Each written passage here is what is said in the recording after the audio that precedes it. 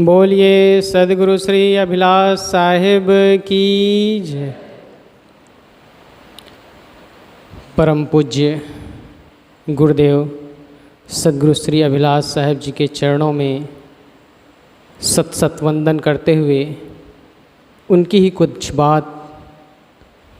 यहाँ पर रखने का प्रयास कर रहा हूँ, क्योंकि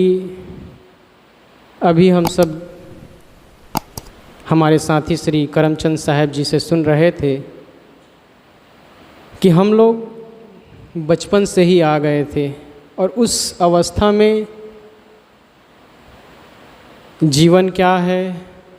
मुक्ति क्या है, मोक्ष क्या है, ध्यान क्या है, ये सब नहीं जानते थे। बस गुरुदेव जी के साथ कभी कुछ 1 मिनट 2 मिनट मिलना हो गया तो बहुत बड़ी बात थी। हाँ, लेकिन जो बचपन में हम लोग खेल खेला करते थे, जैसे मुझे याद है मैं जब घर में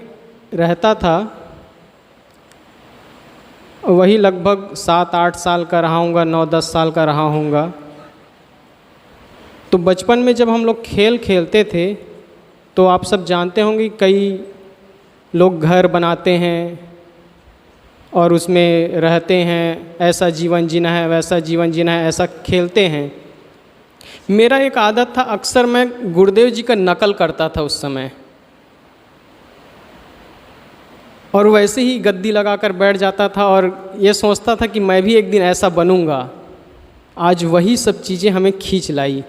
हमेशा मुझे उस समय भी गुरुदेव जी का जो चेहरा था, जो उनके अंदर ओज था, उस चेहरे में जो झलक थी, आप कभी भी अगर मिले होंगे तो महसूस किए होंगे एक चीज़, अगर गुरुदेव जी के आँखों से अगर आपकी आँख मिल गई तो आपके चेहरे में मुस्कान अपने आप आ जाती थी। ये कई बार मैंने अनुभव किया था, कई बार। यहीं जब रहा करते थे गुरुदेव जी के साथ, गुरुदेव जी अपने निवास से कहीं जाने के लिए निकल रहे हैं और अचानक सामने पड़ गए हम, तो गुरुदेव जी की आँखों से हमारी आँख मिल गई तो अचानक बिना कुछ कहे, बिना कुछ बोले, बिना कुछ बात किए, सीधे चेहरे में मुस्कान आ जाती थी। वो चीज़, वो समय, वो सब हृदय में समाने जैसा है। और वो बातें अभी भी याद आती हैं। कई बार मैं महसूस करता हूँ, जैसे आराम कर रहा हूँ, लेटा हूँ, तो उन्होंने जब प्यार करते थे सीने से लगा लेते थे, कहो मेरे लाल कैसे हो। ये वर्ड, ये शब्द इतने पावरफुल होते हैं, आज के समय में मोटिवेट करते हैं कि हम यदि कहीं भटकने वाले होते हैं या कभी ऐसा वक्त आता है कि हम किसी से झुंझला गए, साथी हैं, बहुत से लोग हैं, कभी ऐसा वक्त आया कि किसी बात पर किसी से रिझ गए, खींच गए, तो उनकी जो बातें हैं कि बेटा तुम बेदाग हो और जीवन भर बेदाग रहना, ये सब बातें इतना मोटिवेट करती है, इतना दिल को झकझोर देती है कि हम कभी डगमगाते नहीं उससे। हमारा जीवन हमेशा बेदाग होना चाहिए, क्योंकि हम जो जीवन लेकर आए हैं, सदगुरु श्री अभिलाष साहिब जी जब छत्तीसगढ़ से आ रहे थे तो यहाँ स्टेशन से आश्रम आना था और देखे कि सीट गाड़ी में फुल हो गया था, सीट बची नहीं थी। मैं गाड़ी के चारों तरफ घूम रहा था तो गुरुदेव जी इशारा करके बुलाए और अपना गेट खोले और उठा करके सीधे मुझे अपने गोदी में बैठा लिए और फिर गोदी में बैठा करके यहाँ ले आए। वो दिन अभी भी याद करता हूँ कि हाँ, वो चीज़ें जो मिली हैं मुझे, उसको मुझे जीवन भर उस रूप में संवारना है, उस रूप में सजाना है कि जिससे उनकी छवि कभी धूमिल ना होने पाए। जो चेहरा जो